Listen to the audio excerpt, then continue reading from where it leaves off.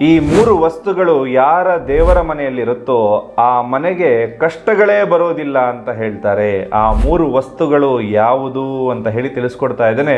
ಇದು ತುಂಬ ಉಪಯುಕ್ತ ಮಾಹಿತಿ, ರೀಲ್ ಕಳೆದೋಗೋ ಸಾಧ್ಯತೆ ಇರುತ್ತೆ. ಹಾಗಾಗಿ ವಿಡಿಯೋನ ಸೇವ್ ಮಾಡ್ಕೊಳ್ಳಿ, ನಮ್ಮ ಪೇಜ್ನ ಫಾಲೋ ಮಾಡ್ಕೊಳ್ಳಿ. ಮನೆಯಲ್ಲಿ ಬೆಳ್ಳಿ ದೀಪವನ್ನ ಹಚ್ಚುವಂತಹ ಪದ್ಧತಿ ಬಹಳ ಜನರ ಮನೆಯಲ್ಲಿರ್ತಕ್ಕಂಥದ್ದು.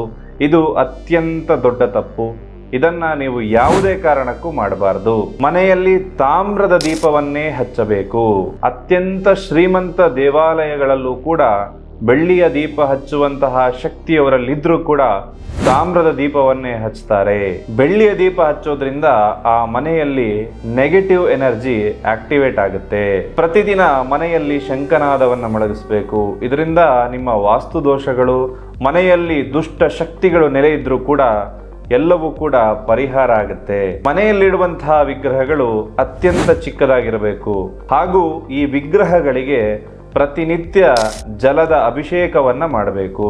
ಯಾರ ಮನೆಯಲ್ಲಿ ಈ ಮೂರೂ ವಿಚಾರಗಳನ್ನ ಪಾಲನೆ ಮಾಡ್ತಾರೋ ಅಂತಹ ಮನೆಗಳಿಗೆ ಕಷ್ಟಗಳೇ ಬರೋದಿಲ್ಲ.